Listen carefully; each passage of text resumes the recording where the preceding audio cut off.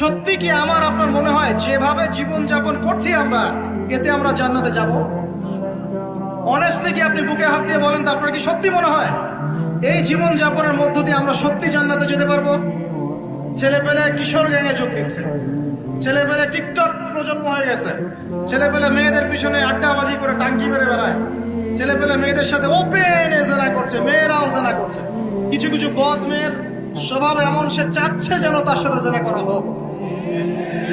চুল খুলে নগ্ন হয়ে রাস্তাঘাটে ঘুরে বেড়াচ্ছে। বাড়ির মেয়েরা পর্দা করছে না, মা পর্দা করছে না, বোন পর্দা করছে না, স্ত্রী পর্দা করছে না। দিব্যি বাসায় সুদের টাকা ঢুকছে, হারামের টাকা ঢুকছে, দুর্নীতির টাকা ঢুকছে, ঘুষের টাকা ঢুকছে। সত্যি মনে হয় যে এইভাবে আমল করে আমরা জান্নাতে যেতে পারবো? অথচ আল্লাহ সৃষ্টি করেছেন আমাদেরকে তার ইবাদত করার জন্য। এই দুনিয়ার জীবনের সংক্ষিপ্ত হায়াত দিয়েছেন, মৌতের পর হয় জান্নাত, না হবে জান্নাত, আর কোনো বিকল্প অপশন নেই।